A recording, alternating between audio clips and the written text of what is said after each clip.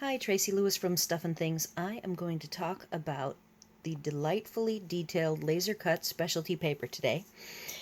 I'm actually going to demonstrate how I have found best to trim the smaller pieces down into their sizes. I also have a sheet that I embossed that I will talk about and show you, as well as give you a quick view of a project that I finished. I'm kind of in the mode of working with this paper.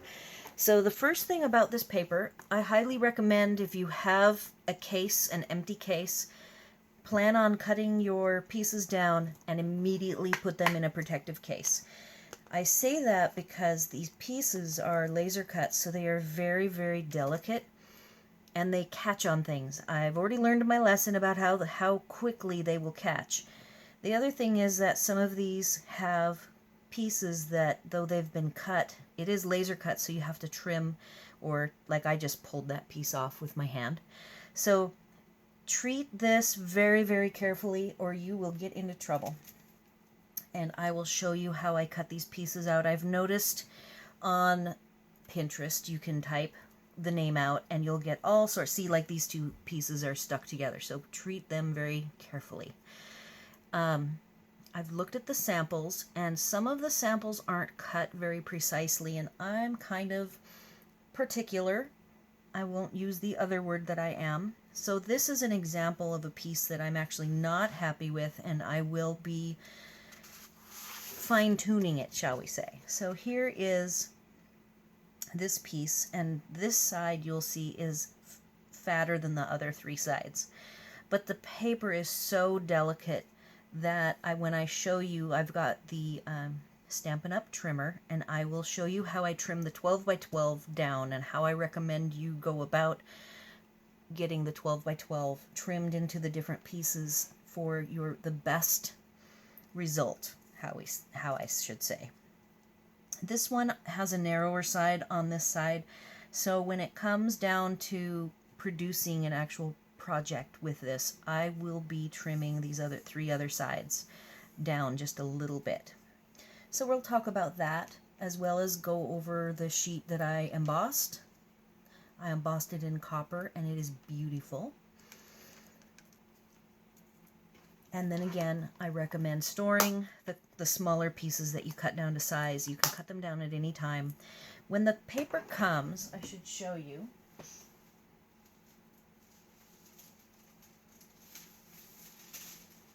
It comes packaged, sandwiched between two pieces of what I would call chipboard, and in between each layer is tissue paper. So I'm leaving the tissue paper, of course, in between each layer, and that's what separates the layers. I even do recommend, if you have any extra tissue paper, it probably is best to layer these small cut pieces with tissue paper, but I didn't have enough tissue paper to pull from this to be able to do the tissue paper. But now that I've worked with it just today, trying to show you what it looks like, I definitely recommend the tissue paper separation, if at all possible. So it came with two pieces and a heavy-duty. Some of the normal DSP paper that I did just get the 3-for-1 sale, the way that they've packaged it is not with this thicker paper or thicker plastic packaging. But the delightfully detailed comes with the thicker packaging, sandwiched between two chipboard. You definitely want to keep it and store it in the packaging completely to keep it all in one piece. So you have been warned. All right, so I'm going to show you. I just had this purple sheet out so you could actually see it. The white on white is not very good visual. So let me get out my cutter. So the very first thing I did with my trimmer is I already have what I call, sorry, I have wiggled my camera. I have a special trimmer. You'll see it here. It has an S on it. And S means sharp or special. So I only use this. I keep the package that protects the sharp edge on it. And I will bring it out. I will remove the regular one that I use for everyday cutting. Pretty much if you don't have this, you're just going to want a brand new blade. I have already had a couple of projects that required really sharp, fresh blades. So I have my blade.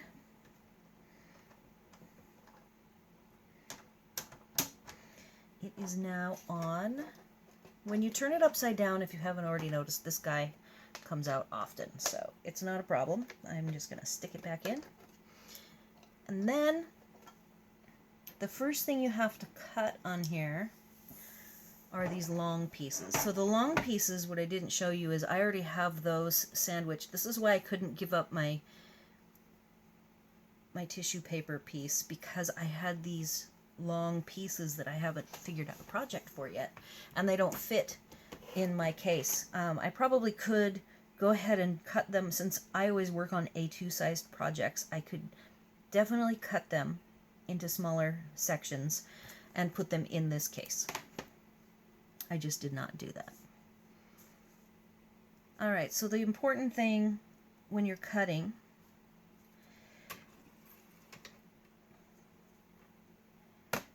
I'm already knowing how thick. It's about 1/8 of an inch around the outside edges. So when I'm deciding how far I want my edge to be, I am trying to match up as close as I can on this long length, so that I already have my thinner border on for this leaf vine pattern. And when I cut, I'm going to cut very carefully. I feel for resistance. I don't want to have any resistance. What I've been doing is if I feel any resistance at one end, I lock my arm down. So that's what this, if you didn't know, up here at the top has a lock, and you can turn it, open it and close it. So that just helps hold everything together. I'm visually inspecting my line to make sure that from top to bottom we line up. This paper is so thin and fine and delicate that it doesn't hold the arm in place at all. So I'm going to hold it down. I'm using my arm and my fingers up here, and I feel for a smooth cut. Oh, I'm already kind of close. So at the top here, nope, I'm doing good. Sorry, I was looking at the wrong part. Take more time than less. Work slow. Don't cut fast. Feel for any resistance. So I've just made my first cut. Now I unlock. And I'm happy with my cut here. See the side and the bottom here match, which is what my target was. This piece is going to be carefully put back into the pile separated by the tissue paper. The next cut you're going to do, you're going to rotate, and you're going to cut the other long length. So now again, I've already cut it, and I have about 1/8. So when I line this up, I want my circles to have about 1/8. So I'm going to close, and it's hard to explain, but I'm looking for on the plastic side just a sliver of white showing, and of course up here this oval isn't going to help me.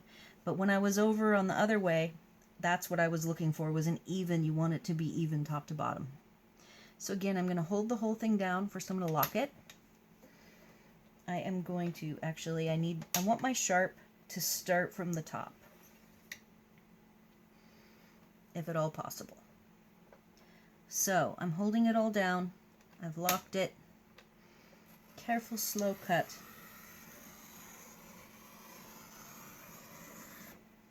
Don't want to be fast here. Alright, so I'm happy with that length. Again, I'm kind of that way. I really like my edges to match and line up. Okay, so now we're done, and we are going to cut through the middle. Now, the way I'm going to do this is I'm going to make sure that my lattice pattern here that has an eighth and an eighth has about an eighth.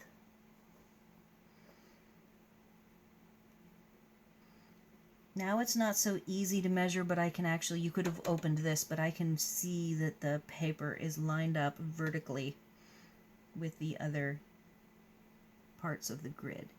So, in order to get my eighth, I'm moving my paper over to where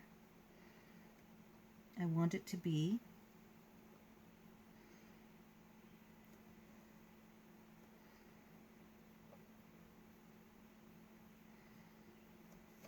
That's where I want it.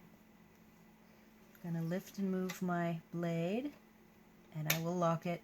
And again, I'm holding it down, but I'm letting my arm do some of the holding of these delicate pieces. And then I'm going to start cutting, but I'm going to cut slow. Slow and even, feeling for resistance. I should feel no resistance all the way down. That's why we want the sharp blade, so that there isn't any catching. So I'm happy with the lattice, so I'm going to continue cutting these three pieces. I'm going to set this aside.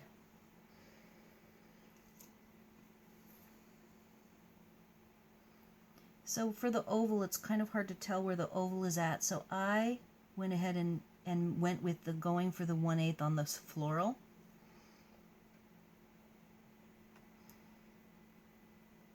So I've gotten really close to be able to get my 1/8, but I'm looking for a little bit of white underneath the plastic. That looks good to me. I'm going to move my blade. It gets harder as you get down to these smaller pieces, and you really, like I said, you don't want any there. So right there was resistance, so here's what I do. I stop. I already have the resistance I don't want, so I go down, lock. I haven't moved my paper, it should be in the exact same spot, and now I slowly move it up, and I did not feel resistance. So the minute your paper moves, the second it moves, you want to stop cutting.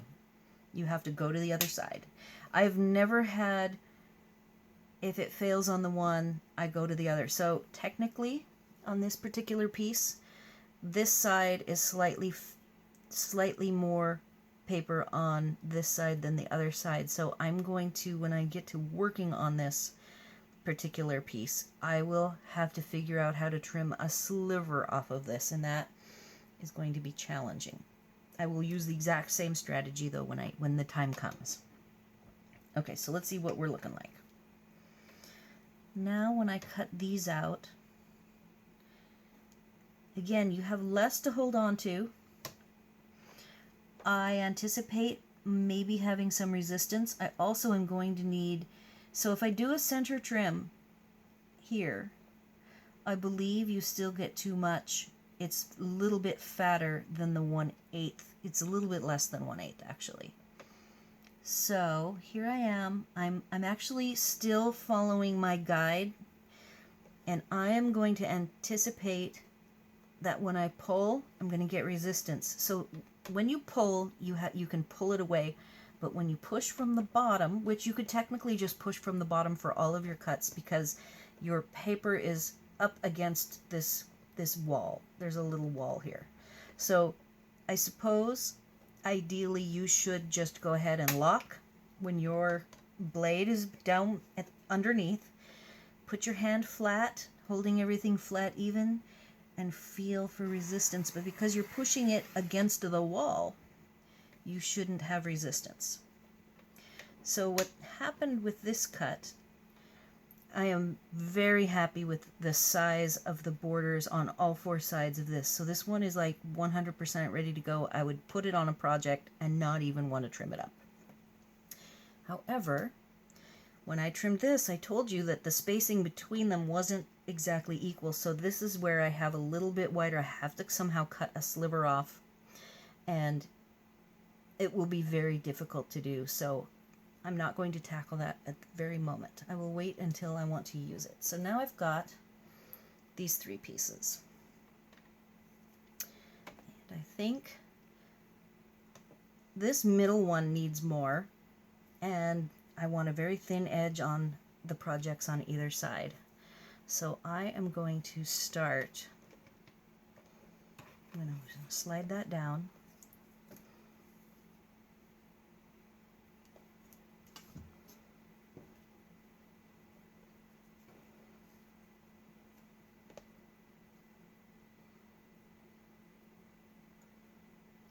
I'm looking for there to be an even line, and I'm also looking for a very small sliver of white in the plastic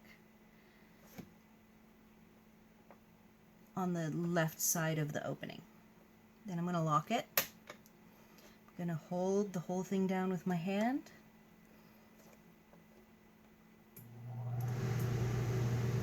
My air conditioning, it's warm here today. That's my air conditioning turning on. And I'm going to slowly push.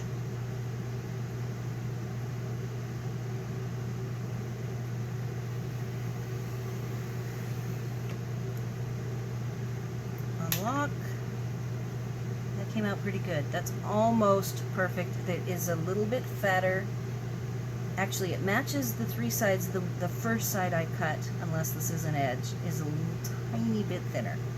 But my goal is to have it be as production ready as possible so I don't have to do as much fussing. So now this one, I'm going to rotate because I know I want my circle side to be narrower and this side is a fatter edge all the way around.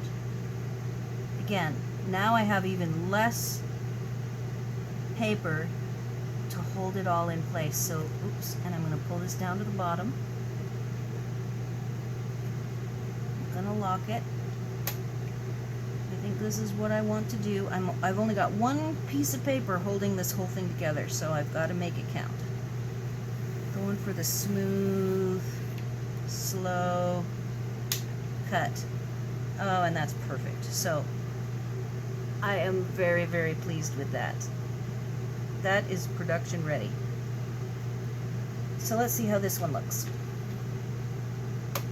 Oh, that looks good too. So that one's ready. So the goal is to get your cuts done on your initial cut rather than having to go back, because some of these are going to be really hard to get back and make them thinner. So that's the end of my strategy for cutting. I'm going to put these back under in between the chipboard, in between the tissue paper layers. I don't have any extra tissue paper. If you have any extra laying around, I recommend that you separate these. I will take these and lay them in here, and I think you get 4 sheets when you buy this paper, 4 sheets of this, and so 2 of mine have been cut now. Alright, next I'm going to show you my embossing that I did. It was kind of messy.